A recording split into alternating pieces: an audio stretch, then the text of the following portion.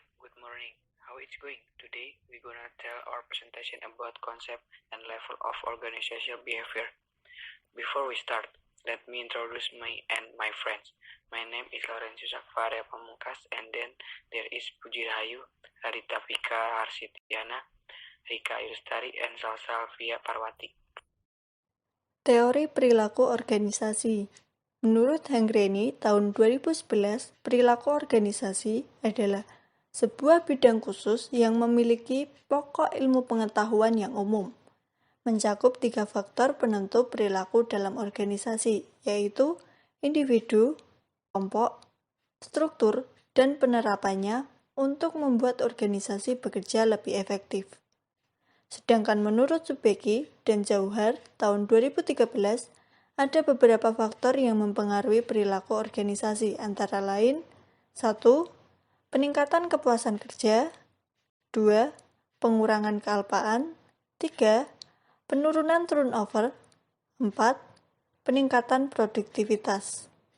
Perilaku organisasi adalah suatu studi yang menyangkut aspek-aspek tingkah laku manusia dalam suatu organisasi atau suatu kelompok tertentu. Perilaku organisasi meliputi aspek yang ditimbulkan dari pengaruh organisasi terhadap manusia.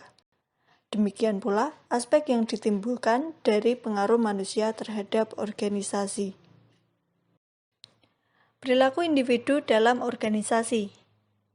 Menurut David A. Nadler tahun 1970, sebagaimana dikemukakan oleh Anuraga tahun 1995, dan Toha tahun 2007, bahwa perilaku manusia adalah sebagai suatu fungsi dari integrasi antara person atau individu dengan lingkungannya. Dapat disimpulkan bahwa perilaku individu adalah sebagai suatu fungsi dari interaksi antara individu dengan lingkungannya. Individu membawa tatanan dalam organisasi berupa kemampuan, kepercayaan pribadi, pengharapan, kebutuhan, dan pengalaman masa lainnya. Sebagai gambaran dari pemahaman tersebut, misalnya, seorang tukang parkir yang memarkirkan mobil, seorang tukang pos yang menyampaikan surat-surat ke alamat, dan seorang karyawan asuransi yang datang ke rumah menawarkan jasa asuransinya. Dasar-dasar perilaku individu dalam organisasi, yaitu yang pertama, perilaku individual sangat dipengaruhi setting tempat di mana ia berinteraksi. Kedua, masing-masing setting lingkungan memberikan ciri khas bagi perilaku individu yang terlibat di dalamnya. Dan yang terakhir, dasar-dasar perilaku individual dalam organisasi penting bagi praktisi SDM untuk memahami perilaku organisasional. Variabel tingkat individual. Variabel tingkat individual terdiri dari 2, yaitu karakteristik biografis serta kemampuan setiap manusia mempunyai kemampuan berpikir masing-masing. Yang pertama, karakteristik biografis individu, yaitu usia.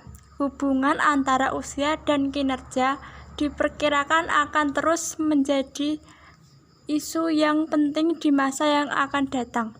Hal ini disebabkan oleh 3 alasan, yaitu keyakinan yang meluas bahwa kinerja menurun seiring dengan usia, realita bahwa angkatan kerja menua, dan mulai adanya perundang-undangan yang melarang segala macam bentuk pensiun yang bersifat perintah. Yang kedua, jenis kelamin. Secara umum, tidak ada perbedaan yang konsisten antara pria dan wanita dalam hal kemampuan memecahkan masalah, keterampilan analisis, dorongan kompetitif, motivasi, sosiabilitas, produktivitas pekerjaan, kepuasan kerja, atau kemampuan belajar. Tetapi, wanita lebih bersedia memahami dan mematuhi wewenang dibandingkan pria yang lebih agresif dan lebih besar dalam memiliki pengharapan untuk sukses. Yang ketiga, ras. Ras berpengaruh dalam perilaku organisasi, khususnya dalam hubungannya terhadap hasil-hasil pekerjaan, seperti keutusan pemilihan personil, evaluasi kinerja, dan diskriminasi di tempat kerja.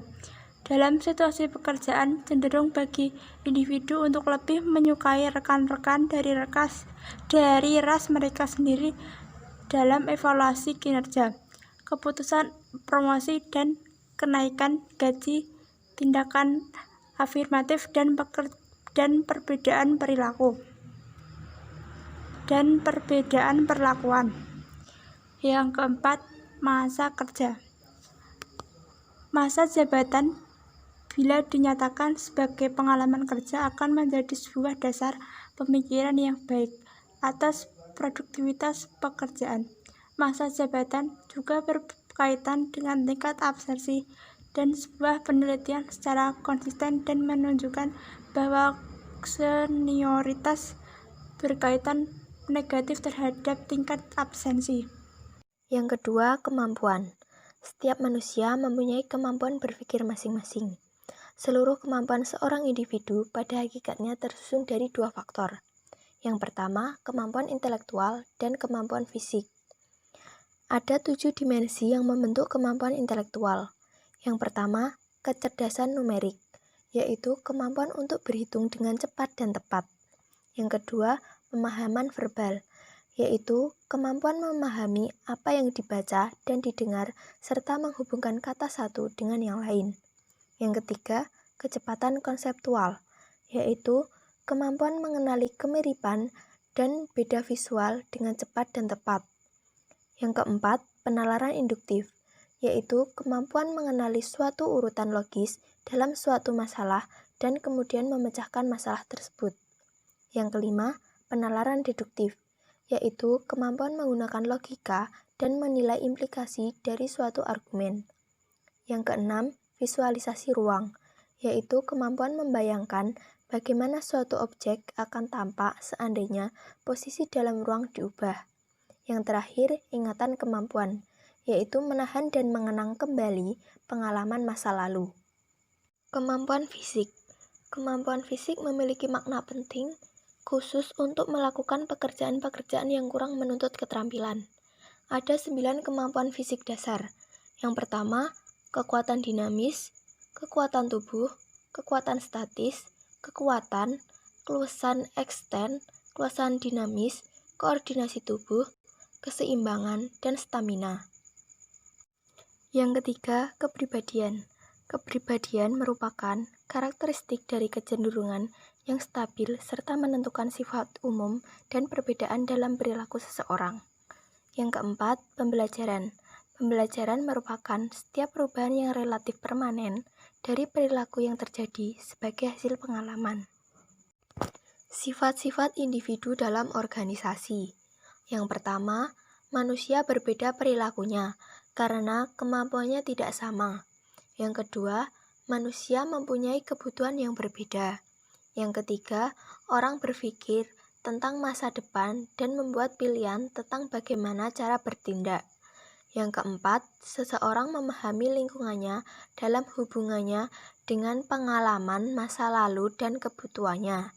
Yang kelima, seseorang itu mempunyai reaksi-reaksi senang ataupun tidak senang.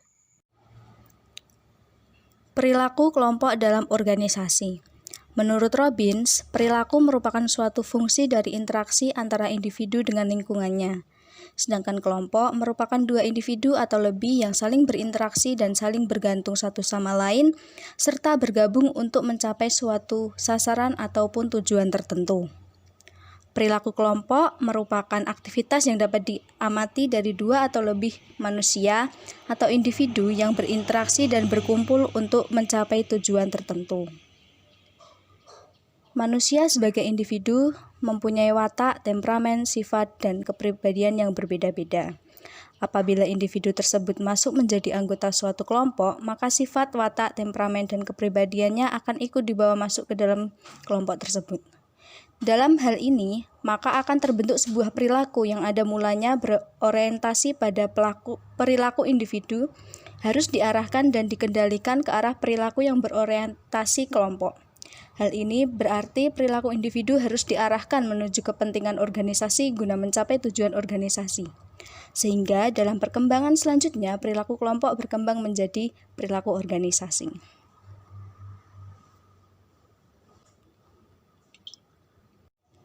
Teori-teori pembentukan kelompok.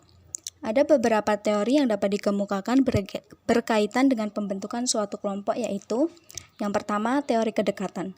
Teori ini merupakan dasar tentang terbentuknya kelompok, yaitu menjelaskan adanya afiliasi atau perkenalan di antara orang-orang tertentu.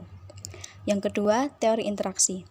Teori ini merupakan teori pembentukan kelompok yang lebih komprehensif, yaitu suatu teori yang berasal dari George Hermans. Teorinya berdasarkan pada aktivitas-aktivitas, interaksi-interaksi, dan sentimen-sentimen perasaan ataupun emosi. Yang ketiga, teori keseimbangan. Salah satu teori yang agak menyeluruh atau komprehensif, penjelasannya tentang pembentukan kelompok ialah teori keseimbangan, a balanced theory of group formation, yang dikembangkan oleh Theodore Newcomb. Teori ini menyatakan bahwa seorang tertarik pada hal yang lain adalah didasarkan pada kesamaan sikap di dalam menanggapi suatu tujuan.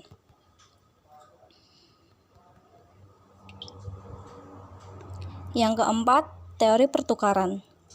Teori lain yang sekarang ini mendapat perhatian betapa pentingnya di dalam memahami terbentuknya kelompok ialah teori pertukaran atau exchange theory.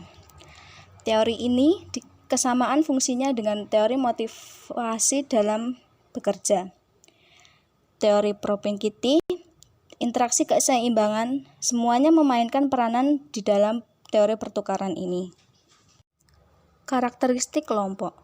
Karakteristik sebuah kelompok yaitu terdiri dari dua orang atau lebih dalam interaksi sosial, baik secara verbal maupun nonverbal. Anggota kelompok harus mempunyai pengaruh satu sama lain supaya dapat diakui sebagai anggota suatu kelompok tersebut. Suatu kelompok mempunyai struktur hubungan yang stabil, sehingga dapat menjaga anggota kelompok secara bersama dan berfungsi sebagai satu kesatuan unit. Anggota kelompok ialah orang yang mempunyai tujuan atau minat yang sama. Individu yang tergabung dalam sebuah kelompok saling mengenal satu sama lain serta dapat membedakan orang-orang yang bukan anggota kelompoknya.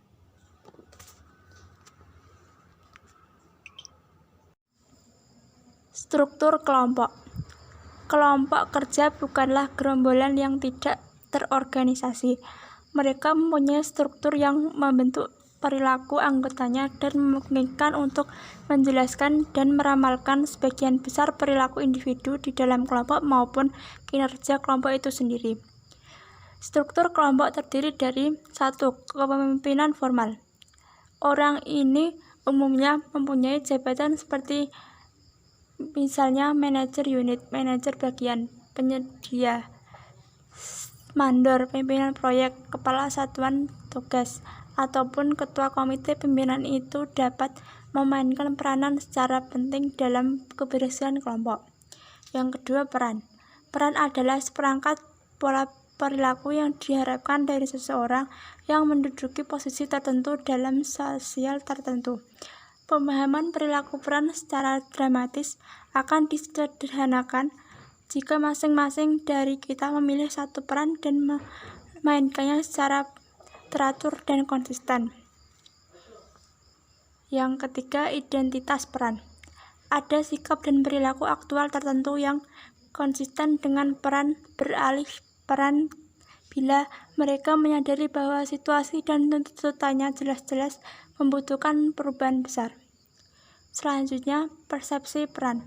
Pandangan seseorang mengenai bagaimana seseorang seharusnya bertindak dalam situasi tertentu disebut persepsi peran. Berdasarkan penafsiran atas bagaimana kita meyakini bahwa seharusnya perilaku kita terlihat ke dalam tipe-tipe perilaku tertentu. Selanjutnya, pengharapan peran. Pengharapan peran didefinisikan sebagai bagaimana orang lain meyakini apa seharusnya tindakan Anda dalam situasi tertentu. Bagaimana berperilaku sebagian besar ditentukan oleh peran yang didefinisikan dalam konteks tindakan Anda. Selanjutnya, konflik peran. Bila individu diharapkan pada pengharapan peran yang berlainan, akibatnya adalah konflik peran.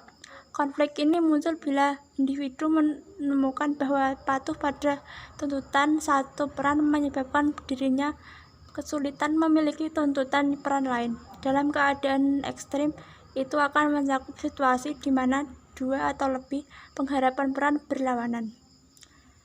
Yang ketiga, norma.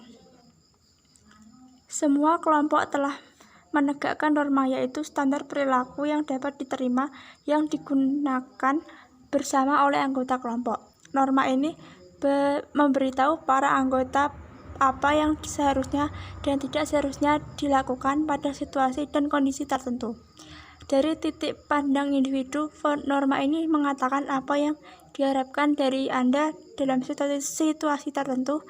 Bila disepakati dan diterima oleh kelompok, norma bertindak sebagai alat untuk mempengaruhi perilaku anggota kelompok.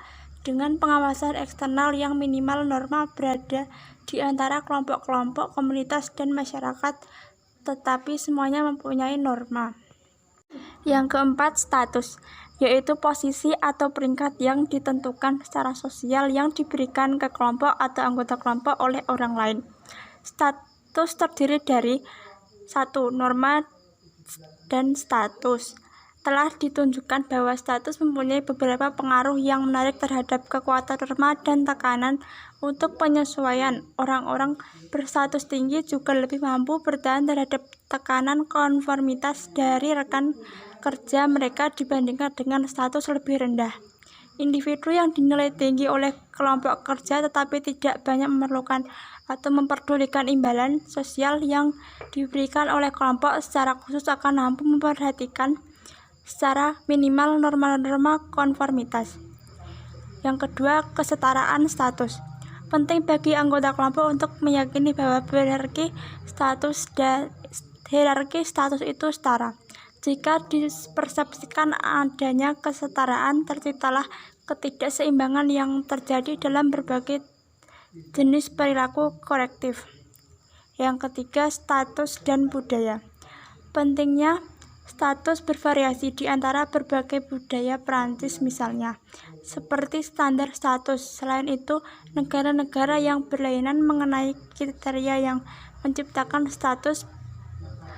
Pesannya di sini adalah untuk memastikan bahwa Anda memahami siapa dan apa yang menentukan status bila berinteraksi dengan orang dari budaya yang berbeda dari budaya Anda. Yang kelima, ukuran. Apakah ukuran kelompok mempengaruhi perilaku keseluruhan kelompok itu? Jawaban atas pertanyaan itu adalah iya. Definitif, tetapi efeknya bergantung pada variabel bergantung mana yang Anda perhatikan. Bukti-bukti misalnya menunjukkan misalnya bahwa kelompok kecil lebih cepat menyelesaikan tugas daripada kelompok besar.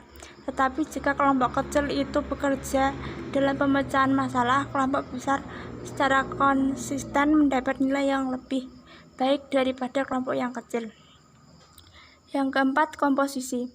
Kebanyakan kegiatan kelompok menuntut aneka ragam keterampilan dan pengetahuan. Dengan adanya tuntutan ini, bisa disimpulkan bahwa kelompok heterogen, kelompok yang terbentuk dari individu-individu yang tidak mirip akan lebih besar kemungkinannya untuk mempunyai kemampuan dari informasi yang beraneka dan seharusnya lebih efektif. Yang ketujuh, kepaduan. Kelompok-kelompok itu berbeda menurut kepaduan atau cohesiveness mereka, yakni sejauh mana para anggota kelompok tertarik satu sama lain dan termotivasi untuk tetap di dalam kelompok. Studi-studi secara konsisten memperlihatkan bahwa hubungan kepaduan dan produktivitas tergantung pada norma-norma yang berkaitan dengan kriteria yang dibangun oleh kelompok. Pentingnya mempelajari perilaku organisasi. Alasan mengapa perlu mempelajari perilaku organisasi seperti yang dikemukakan oleh Vesio yang dikutip oleh Wibowo, yaitu 1. Practical application, 2. Personal growth, 3. Increased knowledge. Binardi, Edgar Schein, Seorang psikolog keorganisasian terkenal berpendapat bahwa semua organisasi memiliki 4 macam ciri atau karakteristik sebagai berikut. Yang pertama, koordinasi upaya. Kedua, tujuan bersama. 3, pembagian kerja. 4, hierarki otoritas. Kesimpulan, perilaku organisasi adalah suatu studi yang menyangkut aspek-aspek tingkah laku manusia dalam suatu organisasi atau suatu kelompok tertentu. Perilaku organisasi dibagi menjadi perilaku individu, yaitu sebagai suatu fungsi dari interaksi antara individu dengan lingkungannya, dan perilaku-perilaku kelompok, yaitu aktivitas yang dapat diamati dari 2 atau lebih manusia, atau individu yang berinteraksi dan berkumpul untuk mencapai tujuan tertentu. Okay, it's all about our presentation. Thank you for watching our presentation. And next, let's try to answer this own question.